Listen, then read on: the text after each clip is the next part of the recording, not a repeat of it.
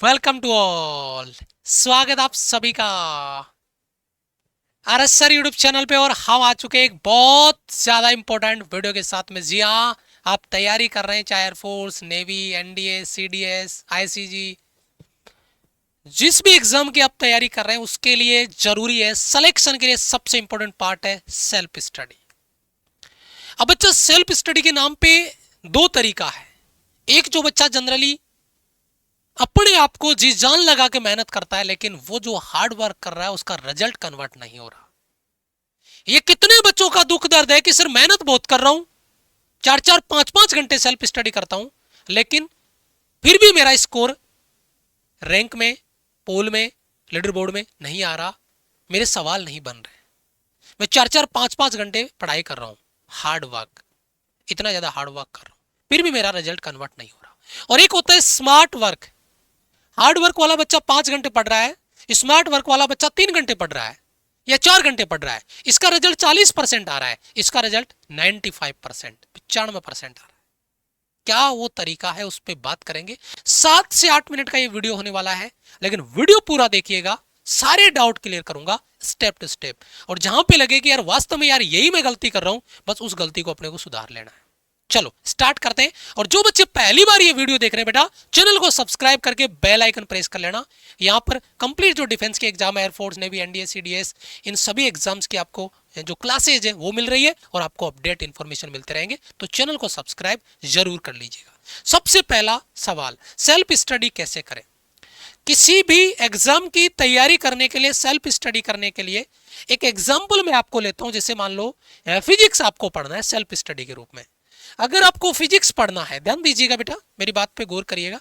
अगर आपको फिजिक्स पढ़ना है तो फिजिक्स पढ़ने के लिए 3 चीजें आपको चाहिए। नंबर 1, आपको फिजिक्स के कॉन्सेप्ट पढ़ने पड़ेंगे, याद करने पड़ेंगे। कॉन्सेप्ट हो गया, कॉन्सेप्ट आपको आना चाहिए। नंबर 2, आपका होना चाहिए उस कॉन्सेप्ट को क्लियर करने के लिए क्वेश्चन आपके क्लियर होने चाहिए, जो उस टॉपिक के क्वेश्चन हो, है ना। उस कॉन्सेप्ट के जो क्वेश्चंस हैं, उस टॉपिक के जो क्वेश्चन है वो आपको क्लियर होने चाहिए, क्योंकि वो टॉपिक आपका सॉलिड परमानेंट जब होगा जब आपको उसके क्वेश्चंस आप लगाएंगे। लेकिन सबसे बड़ी गलती बच्चे की जो मैं काउंट कराने जा रहा हूं, और फिर उसका क्या सुधार है, क्या चीज हम उसकी जगह कर सकते हैं वो बताऊंगा। सबसे बड़ी गलती क्या करता है, बच्चा कॉन्सेप्ट को रिवाइज नहीं करता है और बच्चा सीधा क्वेश्चन लगाने चला जाता है उस चैप्टर के। और बच्चे को 2-3 सवाल करता है, एक आधा सवाल आता है, बाकी सवाल गलत हो जाते हैं, बच्चा डिमोटिवेट हो जाता है। बंद करके बुक को और मॉक टेस्ट को बंद करके साइड हो जाता है, दिमाग पकड़ लेता है, सिर पकड़ लेता है कि यार मेरे से नहीं हो रहा, डिमोटिवेट हो जाता है। सबसे इंपॉर्टेंट चीज है, सेल्फ स्टडी करने के लिए पहले आपको उन कॉन्सेप्ट को सीखना पड़ेगा। तो सेल्फ स्टडी करने से पहले आपको कॉन्सेप्ट को और क्वेश्चंस को आपको सीखना है टीचर के साथ में।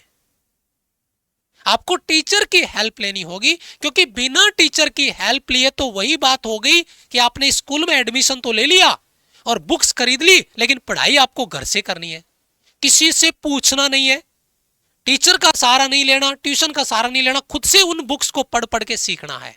तो आप सोचो कितना हार्ड वर्क उसमें डाल रहे हो। जो चैप्टर आप खुद कॉन्सेप्ट पढ़ के सीखने की कोशिश कर रहे हो, वो 3 दिन में आप चैप्टर पूरा कर रहे हो, वही चैप्टर एक टीचर 3 घंटे में आपको कंप्लीट करके दे देगा, विथ ट्रिक, विथ कॉन्सेप्ट, और उस टीचर का पूरा एक्सपीरियंस उस चैप्टर में आपको मिलेगा। तो पहली चीज तो आपको क्या करनी होगी कि किसी भी चैप्टर को जिसको आप सेलेक्ट कर रहे हो, उसके जो कॉन्सेप्ट हैं वो टीचर के साथ सीखो। आप उन कॉन्सेप्ट को अच्छे से क्लियर करो। और अगर किसी भी सब्जेक्ट में अपने आप को किंग बनाना है, तो सबसे पहले काम करो उसकी रूट, जड़ पे, और वो है उसके कॉन्सेप्ट। बिना कॉन्सेप्ट के आप फिजिक्स के, मैथ्स के, इंग्लिश के क्वेश्चंस नहीं बना सकते। पहले आपको उसके कॉन्सेप्ट पता होने चाहिए। तो टीचर की हेल्प लेके, टीचर की क्लास करके कॉन्सेप्ट क्लियर करो, सबसे पहला सवाल। यानी आपको टीचर के कॉन्सेप्ट की क्लास आपको करनी है। अब क्लास में कॉन्सेप्ट आपने पढ़ लिया, अब बच्चा क्या करता है, अब एक स्टेप फिर से गायब करता है। बच्चा डायरेक्ट सेल्फ क्वेश्चंस प्रैक्टिस करने चला जाता है। अब क्वेश्चंस सेल्फ करने चला जाता है, यानी कॉन्सेप्ट बच्चे ने पढ़ा उसको सवाल में अप्लाई कैसे करना है। बच्चे की ये गैप हो गया और बच्चे ने फिर से टीचर का सहारा नहीं लिया, डायरेक्ट स्मार्ट वर्क करने के बजाय हार्ड वर्क पे चला गया। फिर उसने 20 क्वेश्चन लगाए और उस बच्चे के 5 से 6 या 10 क्वेश्चन मान लो उस बच्चे ने बना दिए, है ना, 5 क्वेश्चन बना दिए और बाकी 15 क्वेश्चन गलत है। आपको फिर से, क्योंकि जब टीचर अपना एक्सपीरियंस सवाल को समझाने में डालता है तो वह शॉर्ट मेथड और स्मार्ट वर्क आपको करके देता है और उसका हेल्प आपको मिलता है। तो आपको क्या करना है, जो टॉपिक आपने टीचर के साथ पढ़ा उस टॉपिक के क्वेश्चंस आपको टीचर के साथ मिलके सीखने हैं कि जो कॉन्सेप्ट है उसको सवाल में अप्लाई कैसे किया। और अगर वो चीज आपने एक बार सीख ली तो मेरे भैया फिर 5 नहीं आप 15 क्वेश्चन फोड़ो ना, क्योंकि क्वेश्चन बनेगा कैसे ये टीचर से आपने सीख लिया। अब बारी है आपकी सेल्फ स्टडी करने की। अब आप 15 नहीं, अब आप 50 क्वेश्चन फोड़ो ना, क्योंकि एक टाइप के 5 क्वेश्चन करो ना, एक टाइप के 5 क्वेश्चन करो। टीचर ने एक क्वेश्चन बताया उससे रिलेटेड 5 क्वेश्चन आप सेल्फ स्टडी में लगाओ, डीपीपी में लगाओ, मॉक टेस्ट में लगाओ, किसी बुक से लगाओ। तो वो है सबसे स्मार्ट वर्क, जहां पे टीचर की आपने मान लो एक चैप्टर को 3 घंटे में आपने कंप्लीट किया, 3 घंटे आपके कॉन्सेप्ट के हो गए और 3 घंटे मान लो उसके क्वेश्चंस की प्रैक्टिस के हो गए। 6 घंटे में टीचर ने एक चैप्टर कंप्लीट करा दिया। अब आप इसकी सेल्फ स्टडी के लिए मैं कहता हूं 6 घंटे का 3 घंटे का मतलब 3 दिन टीचर ने कॉन्सेप्ट पढ़ाया, 3 दिन ही उसकी प्रैक्टिस भी होगी सेम डे, तो 3 दिन में एक चैप्टर कंप्लीट हुआ। अब आप उसकी सेल्फ स्टडी करेंगे पर डे, उस एक चैप्टर की मान लो 30 मिनट 40 मिनट कर देता हूं, 40 मिनट आपने सेल्फ स्टडी करी 3 दिन तक, 40 मिनट आपने सेल्फ स्टडी करी लगातार 3 दिन तक, 120 मिनट यानी 2 घंटे आपने सेल्फ स्टडी के किए। और मैं चैलेंज करता हूं वो चैप्टर आपकी गुलामी करेगा। डेली आपने 40-40 मिनट जो टीचर ने पढ़ाया वो आपने सेल्फ स्टडी में अपने मतलब रिवीजन में आपने इंप्लीमेंट किया। और रिवीजन में सेम करना है, टीचर ने पढ़ाया कॉन्सेप्ट, टीचर ने कराया क्वेश्चन, शाम को 7 बजे आप बैठ गए, है ना, जैसे मैं यहां पे लेके चलता हूं, शाम को 7 बजे आप बैठ गए पढ़ने के लिए पीएम पे, सुबह तो आपकी क्लास होगी, 7 बजे आप बैठ गए और सबसे पहला टारगेट आपने सेट किया अपने टाइम टेबल में फिजिक्स सेल्फ स्टडी के लिए। तो पहले सबसे पहले कॉन्सेप्ट क्लास को उठाओ और 20 मिनट उसको रिवाइज कर दो। 20 मिनट में कॉन्सेप्ट नोट्स को रिवाइज कर दो फटाफट, और अगले 20 मिनट में उसकी प्रैक्टिस, अगले 20 मिनट में उसकी प्रैक्टिस यानी टॉपिक वाइज मॉक टेस्ट। जो टॉपिक वाइज टीचर ने क्वेश्चन कराए थे वो 40 मिनट का खेल खत्म। एक सब्जेक्ट हो गया, फिजिक्स हो गया, ऐसे मैथ्स कर लो, ऐसे इंग्लिश कर लो, जो टीचर ने पढ़ाया वो। अब बच्चे क्या करते हैं, यहां पर भी एक बड़ी गलती होती है बच्चे से।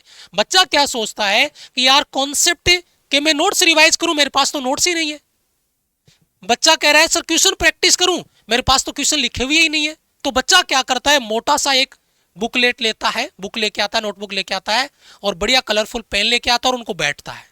और जो 40 मिनट में अपन रिवीजन कर रहे हैं वो शाम को 7 बजे बैठता है ना, और पहले जो सर ने 1 घंटा क्लास में पढ़ाया उसको 1 घंटे में शायद वो लिख लेगा, है ना, या हो सकता है नहीं भी लिख पाए। 1 घंटे में यानी 60 मिनट में वह कॉन्सेप्ट लिखता है, अपने नोटबुक में उनको लिखता है, ठीक है, और 60 मिनट में फिर क्वेश्चन लिखता है उसके, वो जो 20, 25, 15 क्वेश्चन जो है वो क्वेश्चन लिखता है ना, प्रैक्टिस के।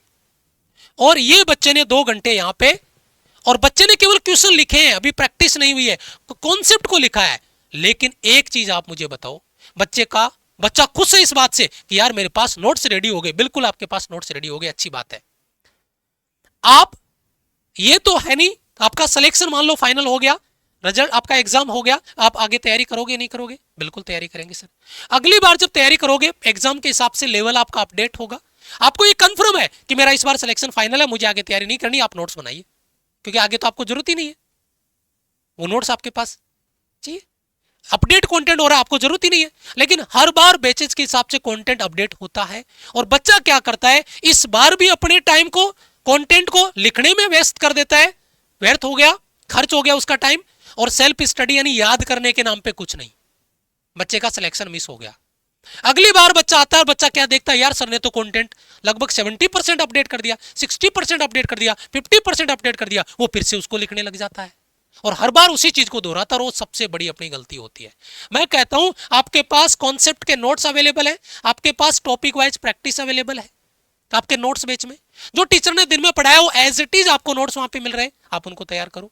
जो टीचर ने पढ़ाया एज इट इज आपके प्रैक्टिस क्वेश्चंस अवेलेबल है, उनका मॉक लगाओ एग्जाम पैटर्न पे, बिना देखे डायरेक्ट सॉल्यूशन प्रैक्टिस करो उसका। तो ये बड़ा एडवांटेज बच्चे को यहां से मिल जाता है जब वो तैयारी करने आता है। तो ये बेटा स्मार्ट वर्क करना है, हार्ड वर्क नहीं करना।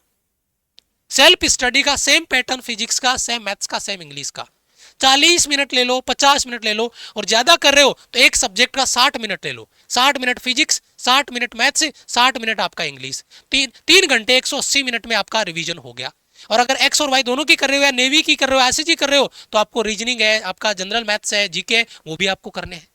तो फिर आपको टाइम 60-60 मिनट की जगह 40-40 मिनट कर लो, लेकिन आपको पूरा प्रैक्टिस करना पड़ेगा। तो स्मार्ट वर्क करो, सारी चीजें हमने स्मार्टली आपको अवेलेबल करवाई है। चैप्टर कंप्लीट हो गया 4 दिन में, अब उसका डीपीपी आपको मिलेगा। अब जाके उस डीपीपी को लगाने से पहले उस चैप्टर का कंप्लीट कॉन्सेप्ट नोट्स रिवाइज कर लो और उस चैप्टर के complete topic wise practice clear कर लो, फिर डीपीपी लगाओ। जो इंपॉर्टेंट क्वेश्चंस का कलेक्शन हमने दिया है, आपका मैक्सिमम क्वेश्चन बनना चाहिए, और नहीं बन रहा है तो देखो कहां कमी है। ये स्मार्ट वर्क आपका सेल्फ स्टडी का होगा और इस पे आपको काम करना है। तो बेटा स्मार्ट वर्क, चेहरे पे स्माइल तभी आएगी जब आप प्रॉपर अपने आप को, टाइम को मैनेज करके स्टडी करोगे। आप एक बार कमेंट करके बताइए कि आप अपना टाइम टेबल बना चुके हैं और उस टाइम टेबल को आप फॉलो करेंगे आज से, अभी से। जब वीडियो देख रहे हैं तो कमेंट में, कमेंट बॉक्स में जरूर चाहिए मुझे। और इंपॉर्टेंट चीज है, जो कंप्लीट कॉन्सेप्ट के नोट्स हैं वो देखो यहां पर आपको कंप्लीट कॉन्सेप्ट के नोट्स हम यहां पे देते हैं, टॉपिक वाइज मॉक टेस्ट यहां पे देते हैं, मिक्स मॉक टेस्ट हम यहां पर देते हैं, चैप्टर कंप्लीट होने पे डीपीपीज हम यहां पर आपको देते हैं, एक सेगमेंट कंप्लीट होगा तो सिलेक्शन सीरीज हम आपको देते हैं। तो ये प्रैक्टिस के लिए इतनी सारी चीजें आपके लिए अवेलेबल है, तो फिर उसको बेनिफिट लीजिए। आप बैच में ज्वाइन हैं, फिर भी आप स्मार्ट वर्क करने के बजाय उसी ढर्रे में चल रहे हैं।